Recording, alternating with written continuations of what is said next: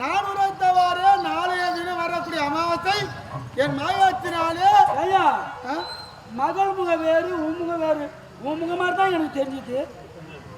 ஓ அப்படிதான் தெரிந்ததோ? அது உனக்கு அப்படித்தான் தெரியும். என்ன பார்த்த வண்ணமாக இருக்கின்றதெல்லாம் இப்போது அதனால்தான் உனக்கு அப்படி தெரியும். ஆனால் திருமணம் முடித்து விட்டோம். அமாவாசை என் மாயாத்தாரை இப்போது பிறட்டி வைக்கின்றேன். அப்படி அமாவாசை பிறண்டி நின்ற பிறகு உடைய பலி செய்யலாம்.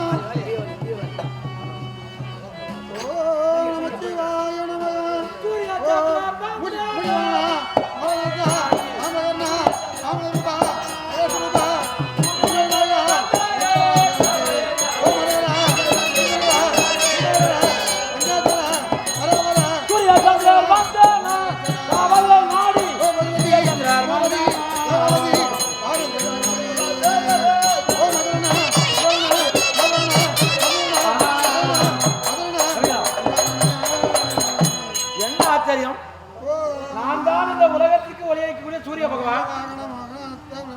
நாளைய தினம் தான் அமாவாசை. இன்றைய தினம் யாரோ ஒரு தர்மம் செய்யறாங்க. தம்பி சந்திராங்க. தம்பி சந்திரா வாங்க.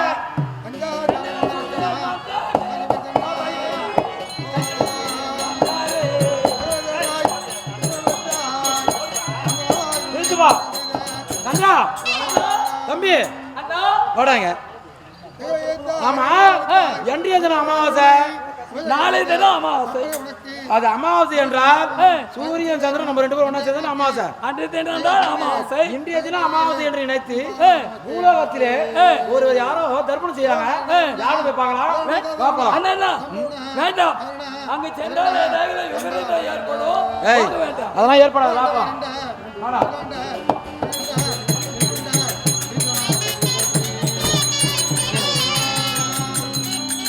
சந்திரா அண்ணா யாரு பாத்தியா?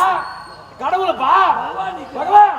என்ன சூரிய பகவான் தம்பி சந்திரா ஆதிராதி. என்னங்க அவ என்ன செய்கிறீங்க இந்த இடத்துல?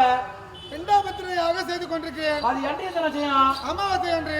நாளைய தினம் தான் அமாவாசை. இன்றைய தினம் அமாவாசை இல்லைங்க. நாளைய தினம் தான் அமாவாசை. நாளைக்கு தான் செய்யணும். அமாவாசை என்றால் என்ன?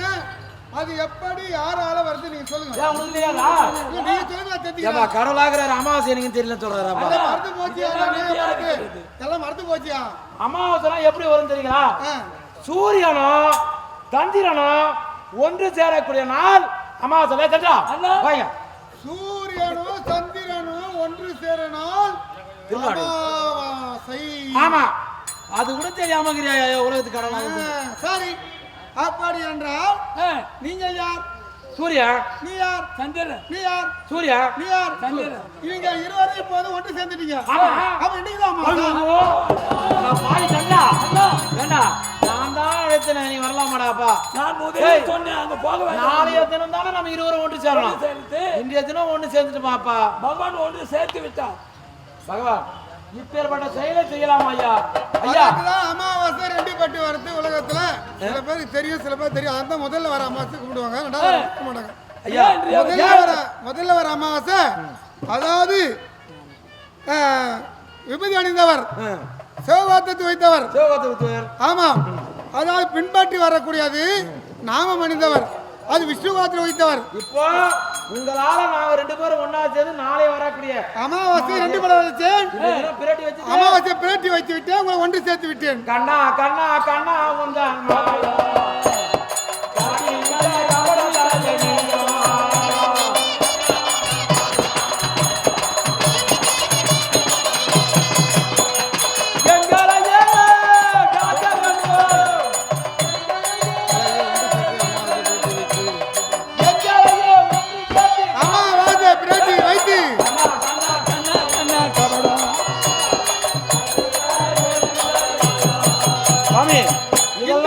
உங்களுடைய திருவிளையாடல் சுவாமி. என்னுடைய கண்ணன் கவடத்தினால் அமாவாசை பிராட்டி வைத்து விட்டேன். எதற்காக வைத்து எங்களுக்கு தெரியாது. இருந்தாலும் இன்றைய தினம் சரி, அமாவாசை வந்து விட்டது. சரி போகலாமா? போகலாம். போகலாம்.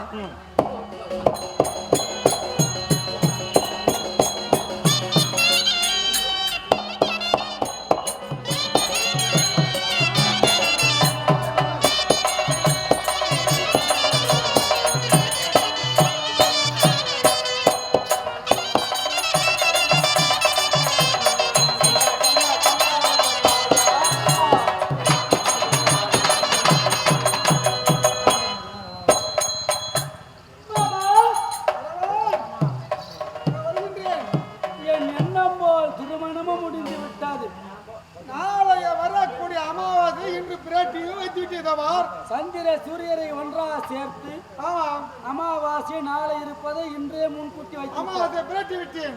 இப்போது காளிகா தேவிக்கு இப்போது நீ பலியா நீயே ஆக வேண்டும். நானே என் வாராயத்தால் என்னுடைய அபிய சின்னங்களை அறுத்து காளிகா தேவிக்கு இரையாக செல்கிறேன்.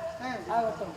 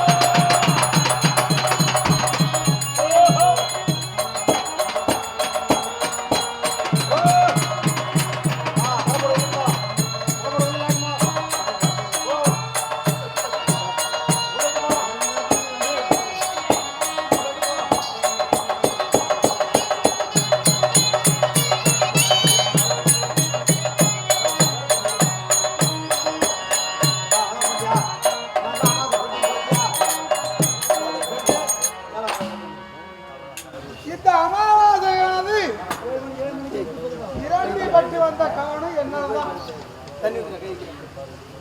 அமாவாசை ரெண்டு பட்டு வந்து சில பேர் பேசுவாங்க. ஏன் இந்த அரவான மிரட்டி அமாவாசை பிரட்டி இந்த ஆண்டவருக்காக பலி வைப்பதற்காகத்தான் இந்த கண்ணன் கவலத்தினாலே சந்திரனையும் சூரியனையும் ஒன்றா சேர்த்து இந்த அமாவாசையா பிரட்டி வைத்தேன்.